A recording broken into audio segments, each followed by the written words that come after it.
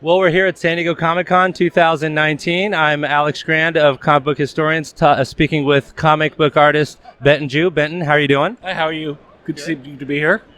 Benton, tell us about your childhood influences of comic books before you got into the business.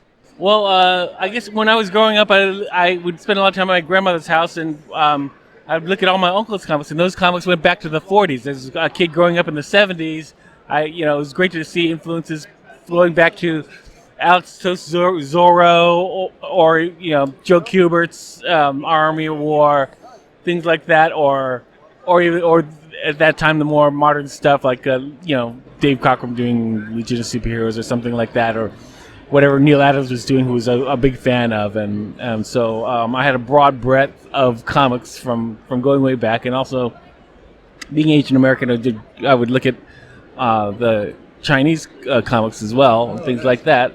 And then I learned a lot about European comics and mid-ground comics, as that would be called, for all the Warrens and stuff like that. So had a pretty broad breadth growing up.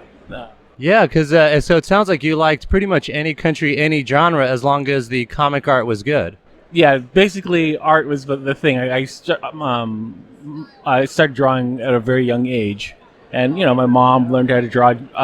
She was an art student, so she gave us all her art books when she, decided to give up art and become a teacher.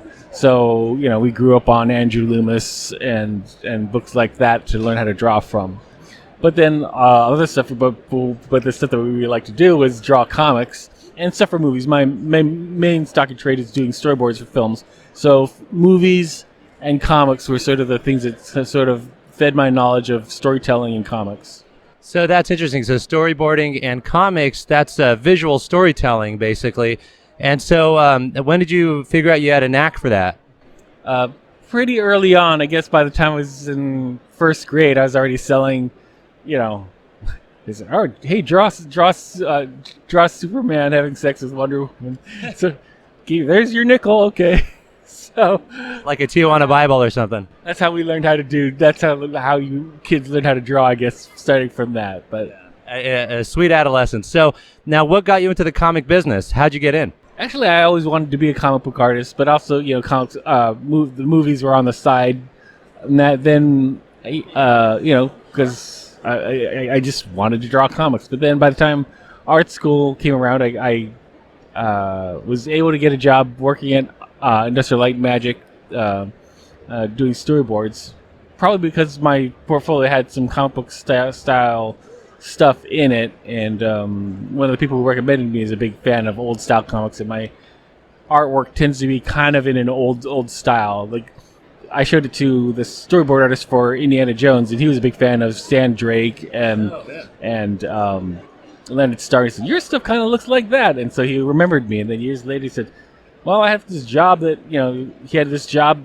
that ILM wanted him to do, but he couldn't do it." So he said, "Yeah, you guys got some guy who draws an old style comics," and that's how I got into working at ILM. So then, now tell us some of the projects you've done for various comic companies like Marvel and some of the independents. I did some stuff. I did some stuff for Comics Works.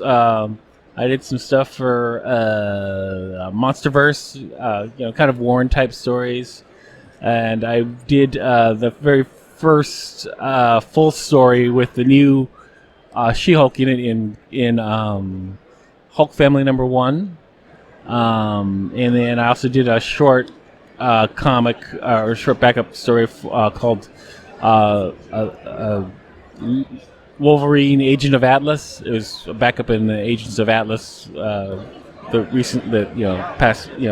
came out in 2008, I think. So that, just a few scattered appearances and stuff, all around. So what projects are you working on now? I'm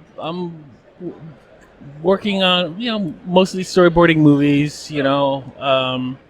I work. So that's your bread and butter, basically. Butter. I work. The next thing that I think that's big that will be coming out will be the new Mulan movie. I worked on the Mulan movie and things like that. So I ended up working on a lot of superhero movies. Yeah, I've worked on Wonder Woman and Logan and Venom and stuff like that. So we'll see. There's some other stuff that might be coming up. So I'm keeping my fingers crossed.